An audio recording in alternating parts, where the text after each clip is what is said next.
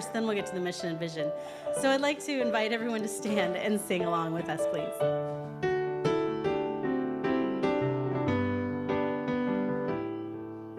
In the spirit of celebration, we're grateful, we're grateful. In the brilliance of life's perfection, we're grateful, we're grateful for the blessings already given. In the goodness of God we'll live, in the finished kingdom of heaven, and all is well, all is well.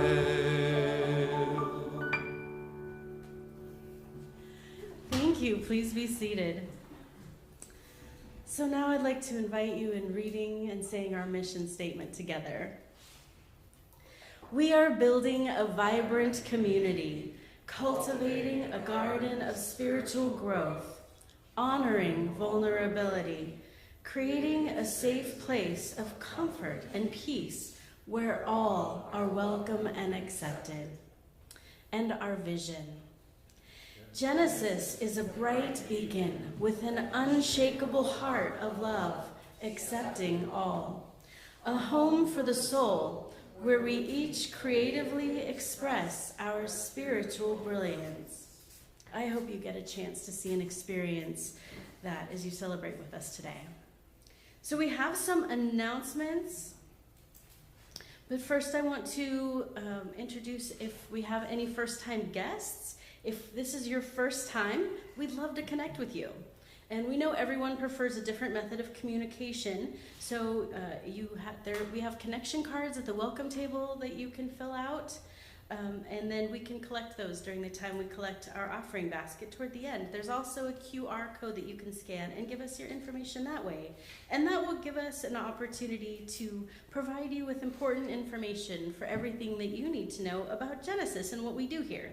So if you have any questions, please stop by our welcome table, and Cynthia or Gideon would love to chat with you and give you a free gift. So now that we've welcomed our guests, I'd like to invite everyone to stand and greet one another. If you're not comfortable with hugging, just stick out your hand and we'll shake it instead. Namaste hands are great for contactless greeting.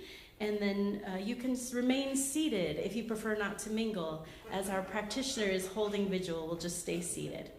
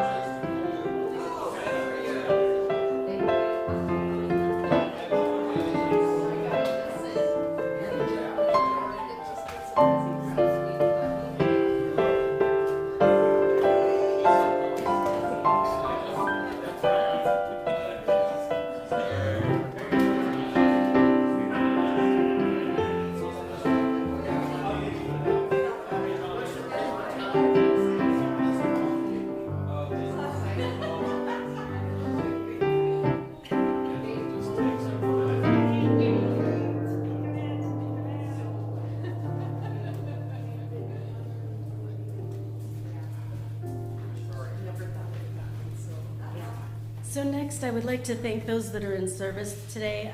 I'm so grateful for everyone that shows up and makes this service possible. So on our setup and cleanup crew, I think almost everyone in the room is involved in that. We're so grateful, and Gideon, I know you do a great job leading that, and I appreciate it so much.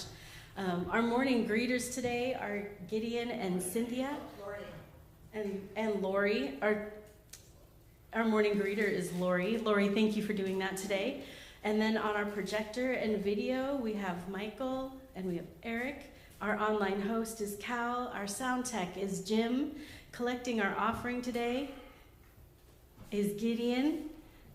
Holding vigil in the back of the room is Reverend Rose. And our musician today is someone that I get to introduce to you. He's originally from Orlando, Florida. Todd Kimbro is here with us this morning.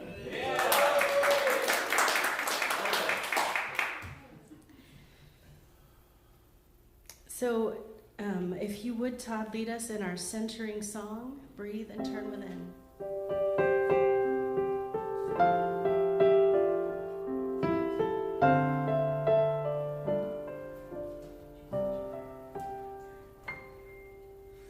I breathe and turn within. I breathe and turn within. I open up my heart and feel God's presence. I breathe and turn within. I breathe and turn within. I open up my heart and feel God's love. I breathe and turn within. I breathe and turn within. I open up my heart and feel God's presence. I pray and turn within. I pray and turn within. I open up my heart and feel God's love.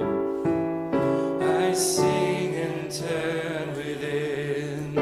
I sing and turn within. I open up my heart and feel God's presence. I sing and turn within. I sing and turn within. I open up my heart and feel God's love. Open up my heart and feel God's love.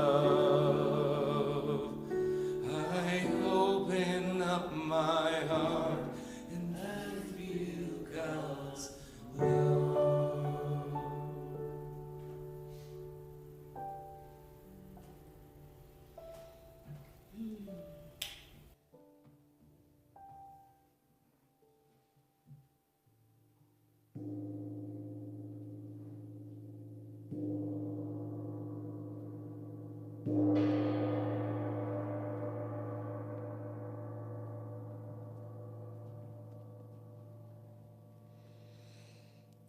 Our reading this morning comes to us from Living the Science of Mind by Ernest Holmes.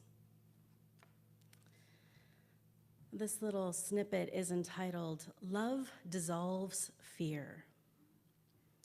To understand that love overcomes both hate and fear is one of the chief requisites of a scientific mental practitioner.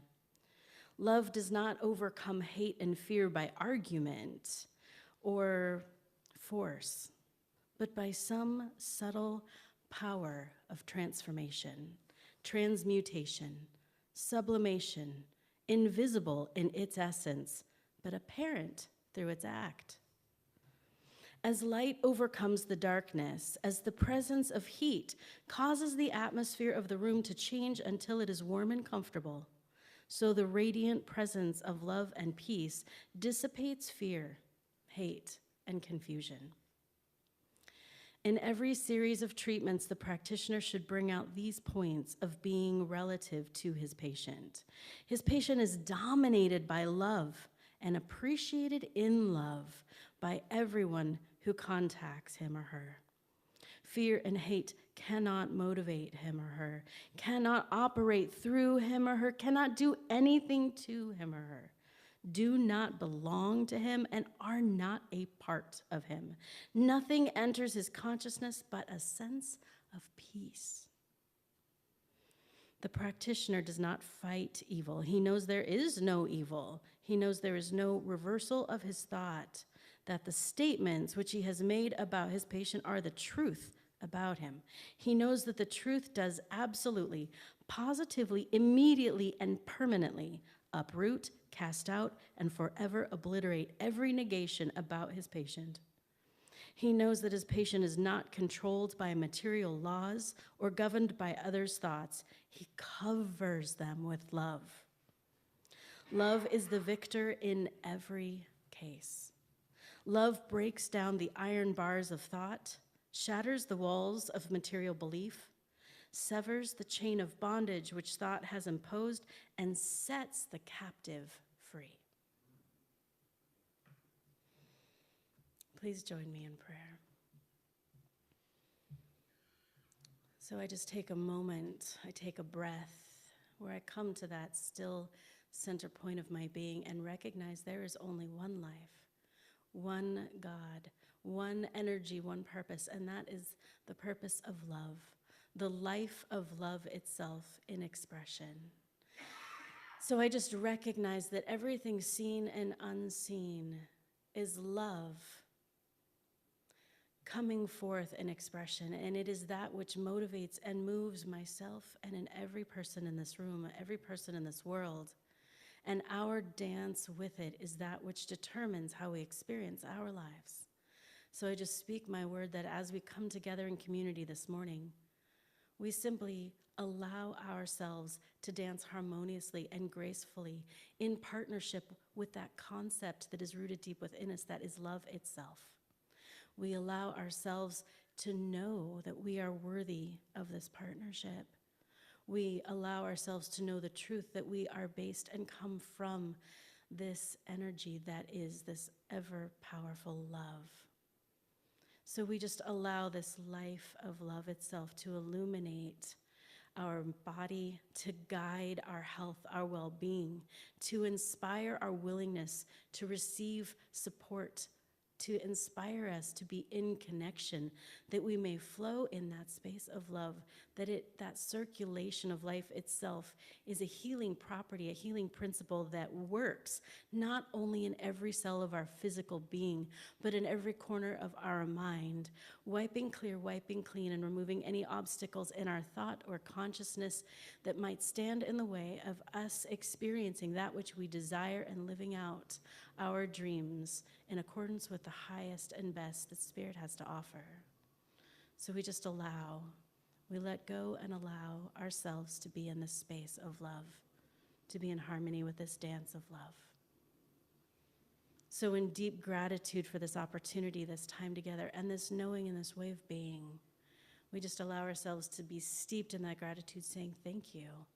Thank you for the support. Thank you for this life. Thank you for allowing this experience of richness and depth and beauty. And we release this word unto the law, knowing it is done in this very moment, and so it is. So Todd Kimbro is not only a performer, but also a writer and a composer. He's based out of the Seattle area, and his original theater works have been seen off-Broadway, throughout Canada, and in Europe. Todd works locally at Keys on Main, a piano bar downtown Seattle, and also he works with Unity of Bellevue. So please help me welcome Todd Kimbro. Hello.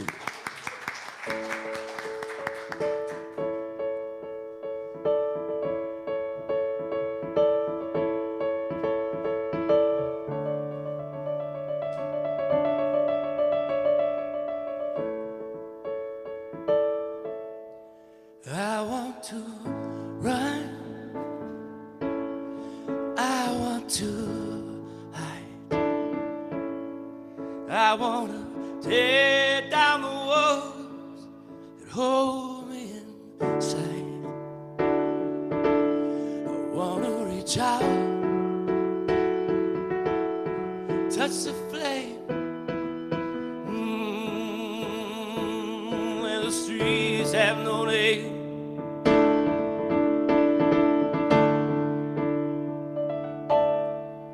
I want to feel sunlight on my face. I see that dust cloud disappear without a trace. I want to see from the poison rain, where the streets have no name. Ah, where the streets have no name, where the streets have no name. We're still building, burning down love, burning down love. Oh, and when I go there with you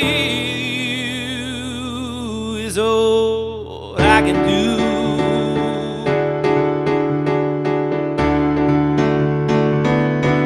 The city's aflame, and our love turns to rust.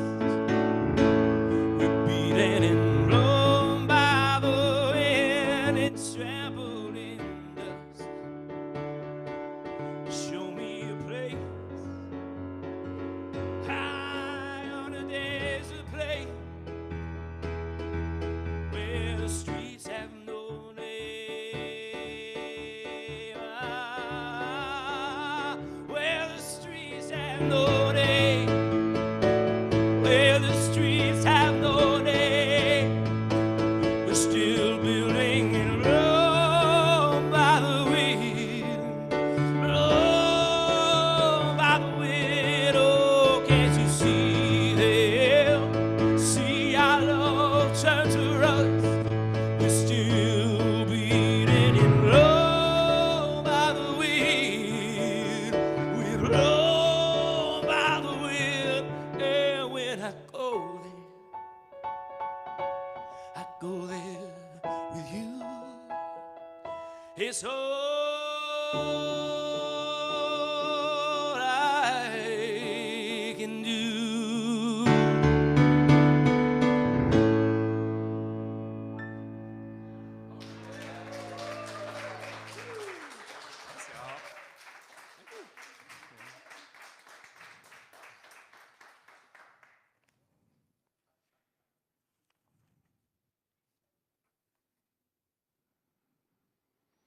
Well, thank you, Todd. That's amazing.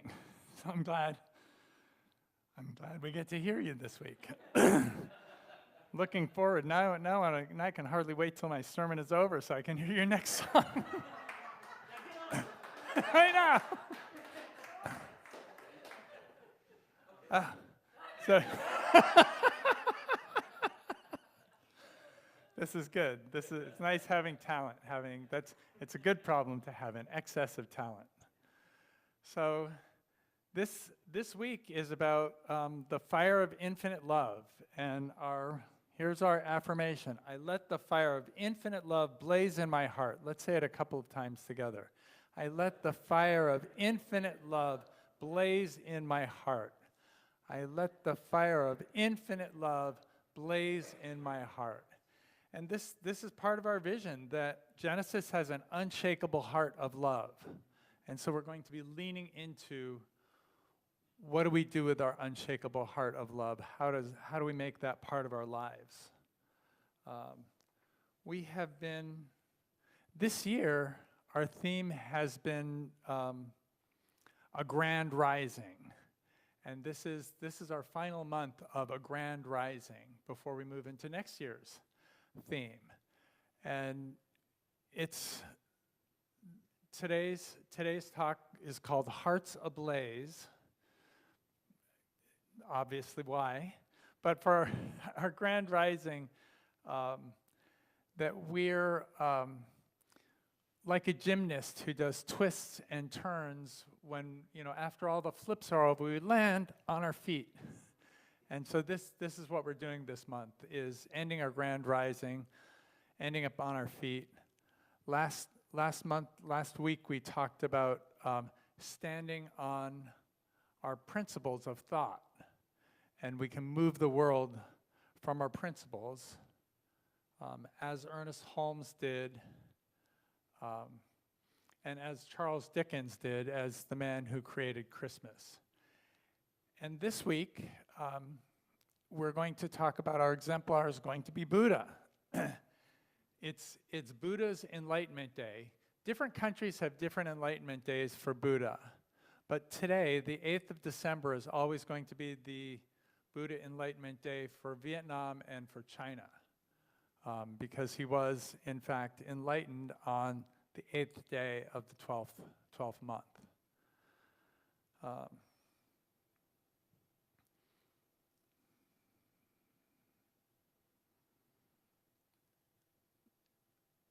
So what does that have to do with the heart?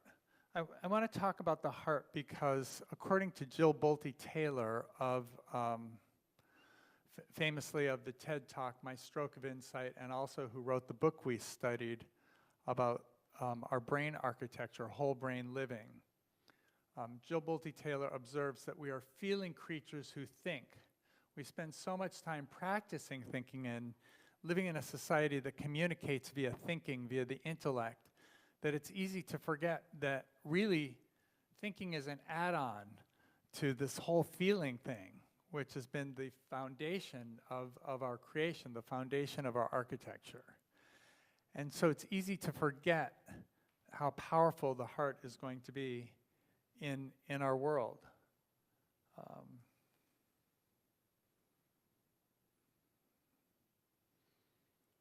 I want to move into Buddha. I want to set the stage for Buddha. So Buddha was born 2,450 years ago, and he lived in a little kingdom in the Shakya clan part of the it was the Shakya Confederation in northern India. And at this time, you know, they had an advance that was a republican civilization. So some of the cities had kings, some had mayors, but they elected a council of confederation that ruled all these little kingdoms in northern India. At the time, China had been a big empire, but it was in its warring states period. So China was a lot of fighting. And in the Americas, this was before the Mayan Empire had started. There were a few city-states, and in the Pacific Northwest over here, we had longhouses and totem poles. So that was going on. Not a lot of advanced civilization. Rome was hundreds of years away from being a big power. And then Buddha was born. And a seer told his father when he was born, he said, I see two fates for him. He will either be a great ruler who unites India, back when India was just sort of scattered, or he will be a spiritual being who teaches people how to spiritually awaken. Well, Dad the king was like, unite India. This is practical. This is going to cause a lot of good in the world.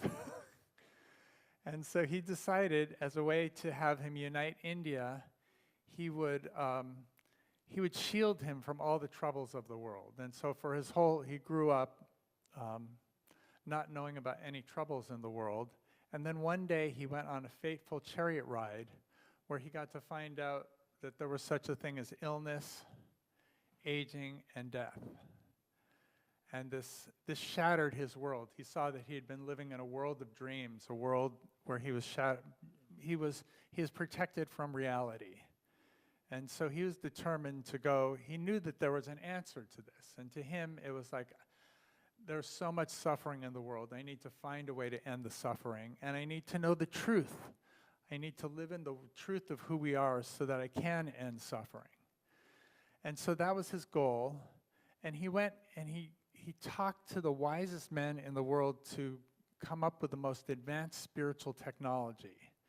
And this technology at the time was, it was asceticism, where you would punish the body in order to separate yourself from the body, not follow the demands of the body, but merge with the oneness. And for 6 years, he studied asceticism and he let everything go, including when he started, he had a 1-year-old son and a wife.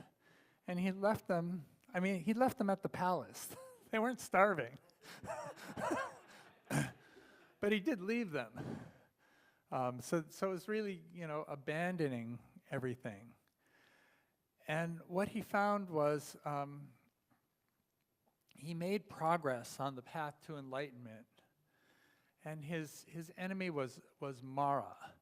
Mara's depicted as a demon, but really for us, we don't really live in the world of demons. We live in the world. Mara is that part of us that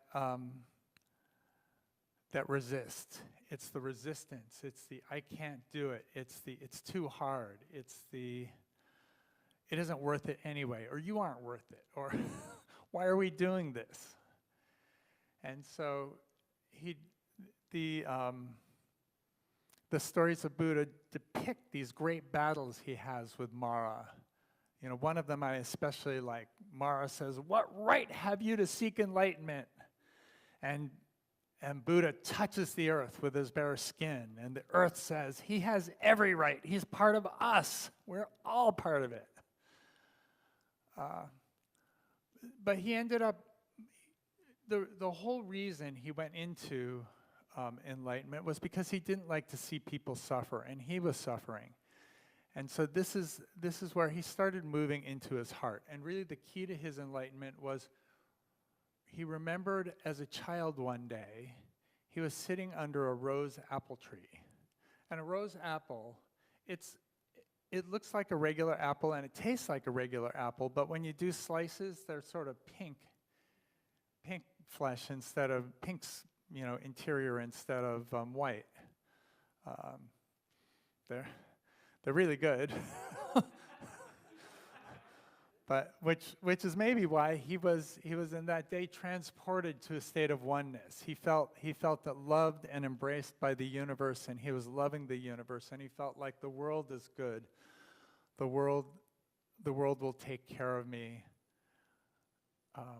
And this is oneness. And he knew, as an adult, after 6 years of asceticism, that was the true reality. That was the reality that he wasn't seeing, was that we are all one, we're part of the universe, and we can let go and accept this very moment with an open heart. And this led to his enlightenment. And right now I want to do a meditation, which Todd will play along with, where we will move into our hearts to sort of feel our own version. I should tell you, the reason we study Buddha, why am I talking about Buddha? Well, it's his Enlightenment Day, and he's been a big influence. But really, we are all mystics here. The real reason we study Buddha is because he taught us something. He is us. None of us were born 2,400 years ago in a kingdom in northern India. Or if we were, it was in a different lifetime. We aren't that old. But we've all had experiences where we're living our lives and we notice something's wrong, and our life just seems like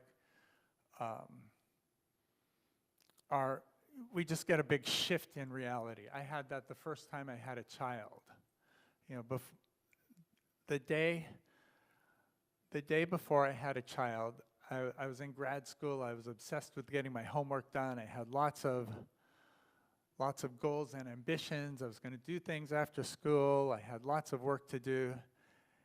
And, my first little boy was born, and suddenly I was living in a world of oneness and love. And what was that school stuff? I remember going to school, leaving my wife and child asleep in the hospital, and walking over to school, which was luckily walking distance, in a daze, which is good. I wouldn't have been safe for me to drive. And then I was just in a daze and a smile on my face. I went to class, and the professor said something, I'm not sure what. And my whole world had changed. When I mentioned it to one of my classmates, one of them who had children, was like, "See, I told you, your world changed when you have kids." And I'm like, "Yeah, I'm living in a completely different world." He said, "That's my world." So this is the world of open-heartedness. And let's put your hands on your heart if you feel like it, and let's breathe into our hearts.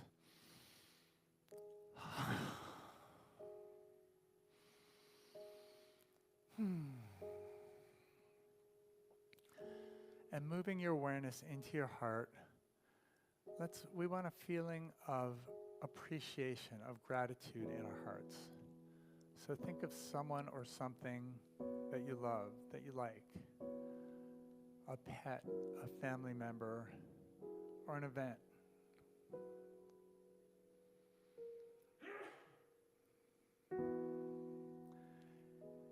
And notice that feeling that comes in to fill your heart as you feel the appreciation.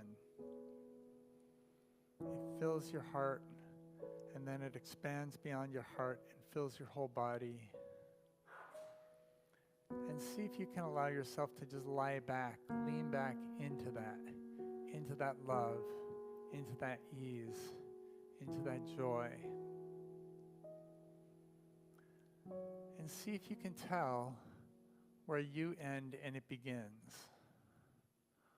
Or does it interpenetrate every cell?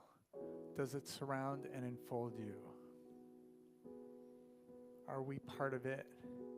Is it part of us? Is it what we are made from?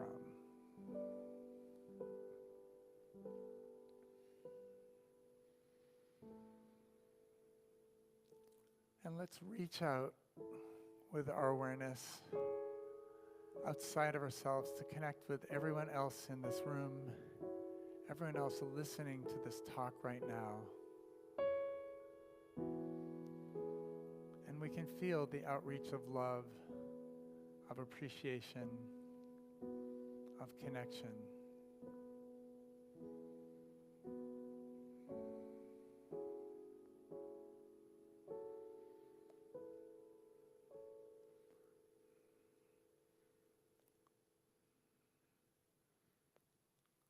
And we know that just as Genesis allows us to creatively express our spiritual brilliance lives in us, lives around us, and connects all of us, works through us and within us and as us.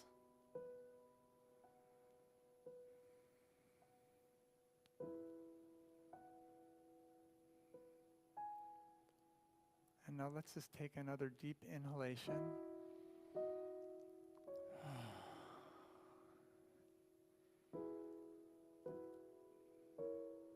And whenever you're ready, you can return your awareness to the room and open your eyes. So this is what Buddha was feeling. He'd been striving for the goal to be enlightened. He'd been wondering what enlightenment was. He'd been really pushing, and his body was suffering. He was all skin and bones. He was malnourished, but he remembered that moment of love, and his heart opened up with spiritual love. And this is when he found enlightenment. He found the middle way. We say he defeated Mara, but in fact, there are stories about Mara. He invited Mara in for a cup of tea. It's not that by being enlightened, it's not that by knowing the truth of who we are and being an engine of compassion in the world, that we don't lose our resistance. We don't lose the part of us that's that can be in opposition. We know this from whole brain living. Dr. Jill Bolte-Taylor calls that her character 2 in her head. I call it the guardian. It's the amygdala, and it's looking out. It's always looking out for us, trying to make sure we're safe. And we can welcome it with a blazing open heart, and we can use that heart to find out what it is it's trying to teach us, what it is it wants us to learn. And then we can take that message and empowering it with love, we can move forward in the world. Buddha, after he became enlightened, but he has trees in his story. He was sitting under a fig tree. So it's fruit trees. He has rose apple trees and fig trees. The fig tree is actually the Latin name of that particular kind of fig tree is called Ficus religiosus. So you can see where it came from. Although it's funny, Buddha might not have approved of that name because Buddha was brought up Hindu, but when he created Buddhism, he decided to leave the gods out because he thought that might be a barrier for people learning the lesson of how to live compassionately, safely, lovingly in the world.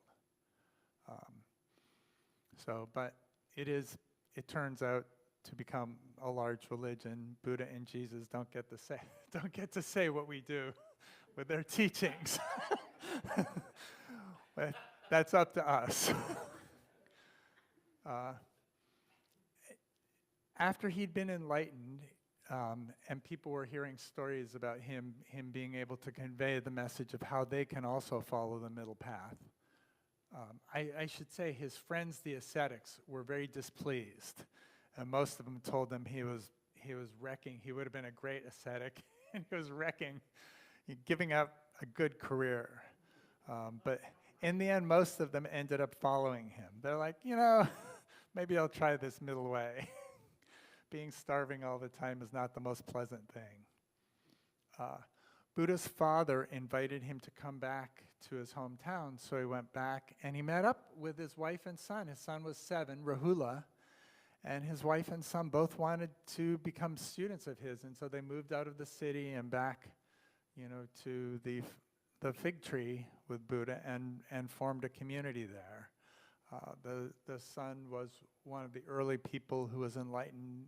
He became enlightened and taught his whole life. I sort of met him when the Buddha relics were. I actually invited and hosted the Buddha relics twice, but I've seen it several other times in town and around. And part of our Buddha relics is they have the tooth of Rahula extracted, when he didn't need it anymore. But it's nice because you can sort of, if you go into, the relics with an open heart, you can sort of feel what that person's heart, their heart energy is contained within the relics. And this is why a lot of churches, I know Catholic churches have relics of saints in their churches, and you can tell there's a holiness that sort of comes from that. Sadly, the Buddha relics aren't touring anymore, but we know they are in the world, and we all have that connection. So that, I think,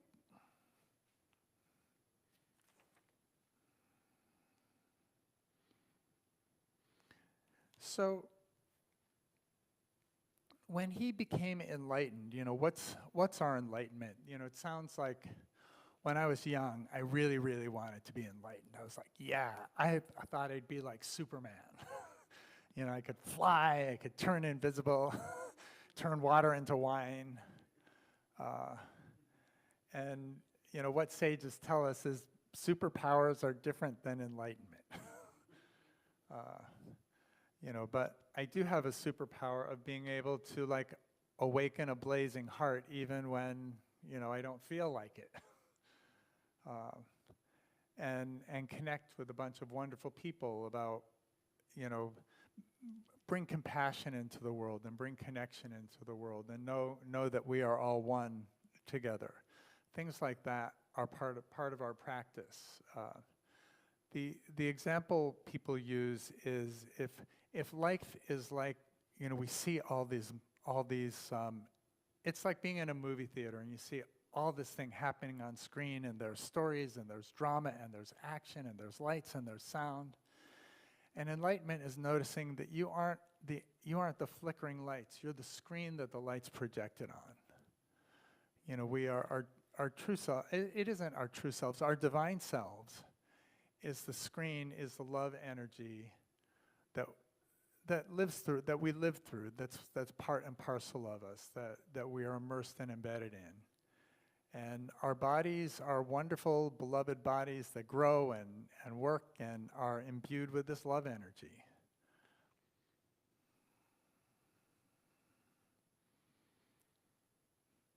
So I think that is the true self. When when we talk about Mara, this is something, in Harry Potter they talk about Dementors, which I think is a similar idea. Dementors are beings in Harry Potter that will come in and they will suck all the joy of life out of you. They will take every bit of joy, every bit of meaning, and make it go away. And I know the fun thing, when we discovered that one antidote to Dementors is chocolate, and for a lot of people that works, but for other people, or other times when you don't have chocolate, there's something called a Patronus. And what you do is you manifest your Patronus. And you do it with a spell. You say, expecto Patronum. And what's a Patronus? A Patronus is your higher self. And so this is actually something we do. This is, at the heart of our affirmative prayers. We notice what we want. Do we want to be an engine of compassion? Are we manifesting love in the world? Are we connecting with others? This is a characteristics the universe has, and we can manifest this. So we can do it with a prayer, or we can do it with a magic wand. And this is, it turns out I'm also a magic wand maker. This is from a magic wand tree that used to live on, I think it still is growing in the house I used to live in Kirkland. Right now I live in Ballard, but our neighbors have a magic wand tree. So I still live close enough. The trees, they're called rowan in England, but it's a mountain ash, so they make baseball bats out of it, and magic wands. So magic wand, it has, in essence, a magic wand is a crystal, and you attach it via substances that will conduct crystal energy through you, so that you can pull the crystal energy through the wand into you and then push your energy out. But anyway, magic wands, I was noticing we have a basket of crystals, and I should probably do a survey to see if anybody wants to do a build your own magic wand workshop. At least one person.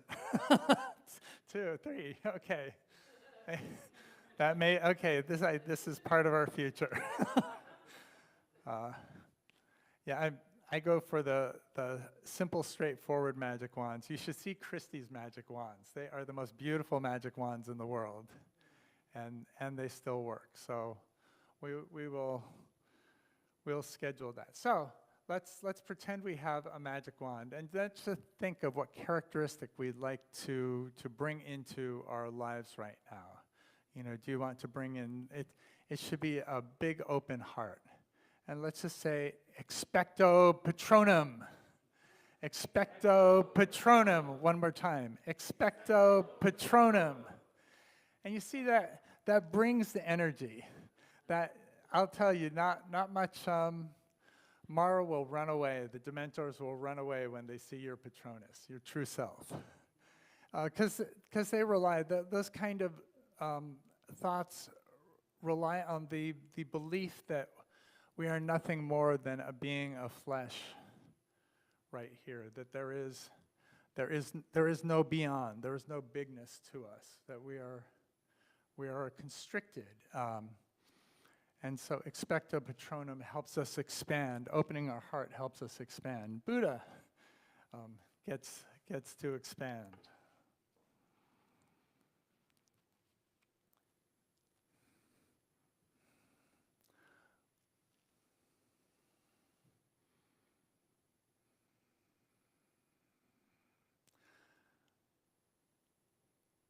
So I think that's it. That we are, we create the world. Our spiritual principles are very powerful, and they're important because they direct the path of our energy. But they are powered by our spiritual hearts. And our heart is and so we need both. We need the intellect to figure out what's the right thing to do, where do we want to be, how do we want to do it. But then it's got to be powered by our heart. And when it's powered by your heart, it's easy, it brings you out of time and space, and it energizes you, and it's contagious. It catches other people. So let's say this together 3 times. I let the fire of infinite love blaze in my heart. I let the fire of infinite love blaze in my heart. One last time. I let the fire of infinite love blaze in my heart. And so we can, anytime. Your heart is always there available for you. The fire of infinite love will propel you on your journey, and it will help you, if you have if Mara's in the way, you can bring the fire of your heart, or you can say, expecto patronum, and drive away the Dementors. So now it's time for prayers. So everybody should have. Some of you may have everybody has a prayer card. And I encourage you to fill out the prayer demonstration first. Any wonderful thing you've ever seen manifested through prayer. And then your own prayer can be for you, for someone, for celebration,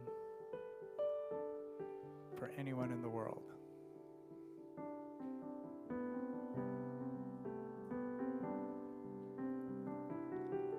And know that all prayers are answered, usually not in the way you were thinking.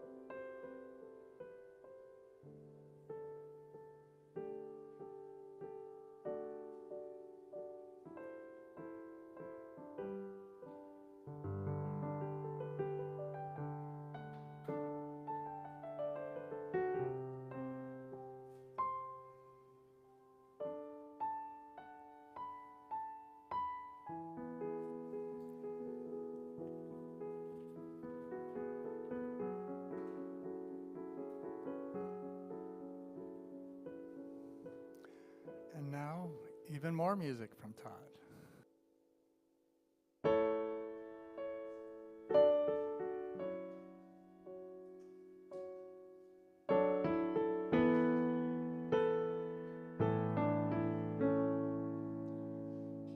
My heart's on fire, the gates flung wide. I'm walking home to love, the road divine, the true desire to grow this hope for us.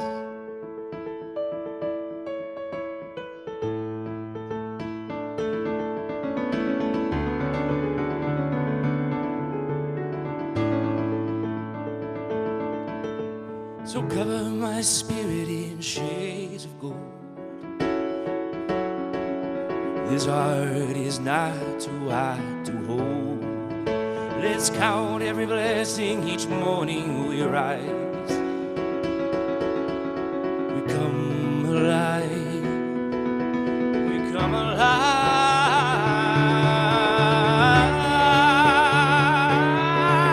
Hearts on fire, the gates flow wide. We're walking home to love. The road divine, the true desire to grow this hope in us. And nothing, no words, no fear, no doubt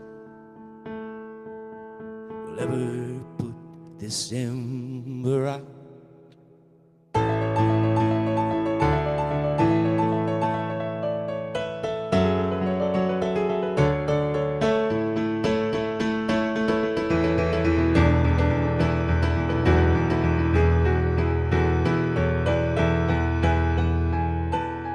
Hearts on fire, the gates flung wide. We're walking home to love. Our hearts on fire, the gates flung wide. We're walking home to love.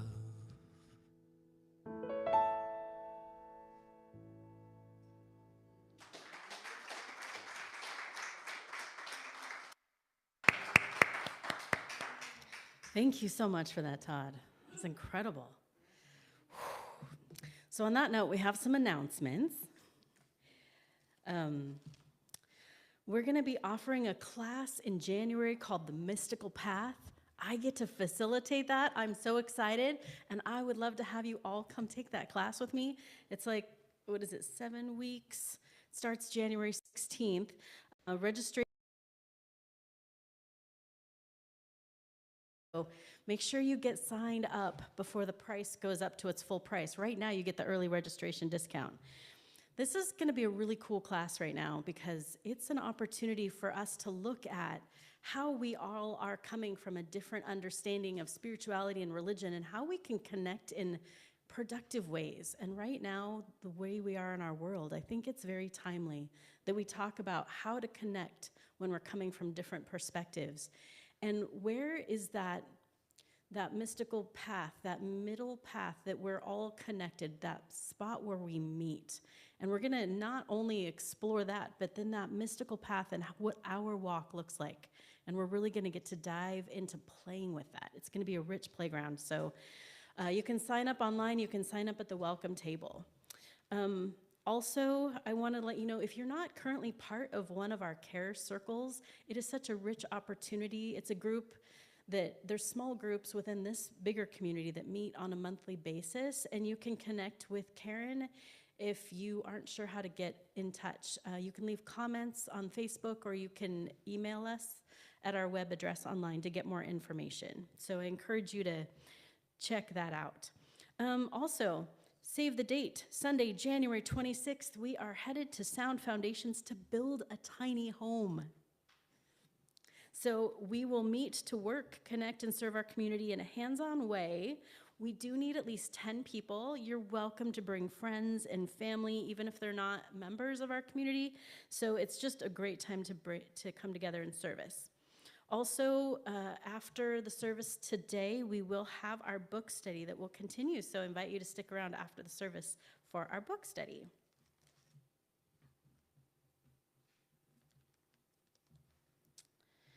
So this is a time where we now get to support and return that support to Genesis through an offering.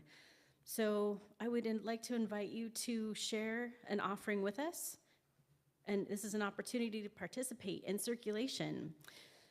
So you can fill out a fill out an offering envelope that's on your chair and make your gift. Also, there are ways you can donate online through our website, or you can text your tithe.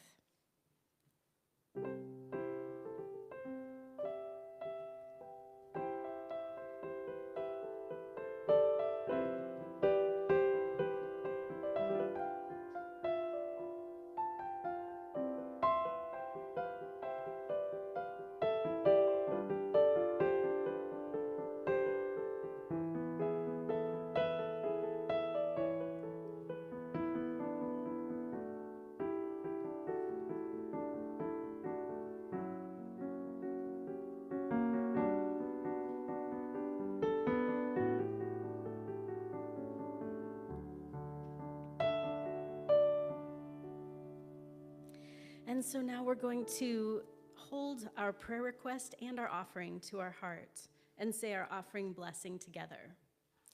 Divine love through me blesses and multiplies all that I am, all that I have, all that I give, and all that I receive, and I am thankful. And so now we have Gideon that will come around and collect the offering, and while he is collecting, please stand and sing, God is my source.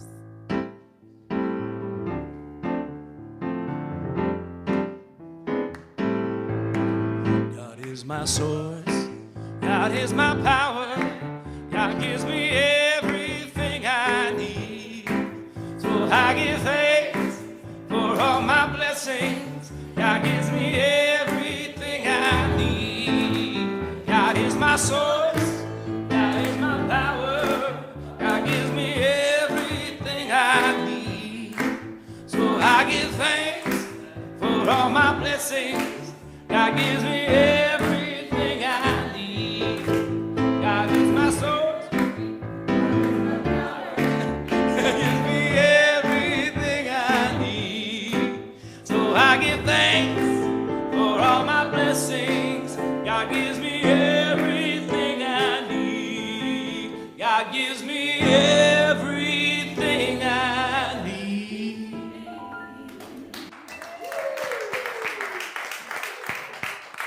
Todd, it's such a delight to have you here with us this morning. Thank you. And so now we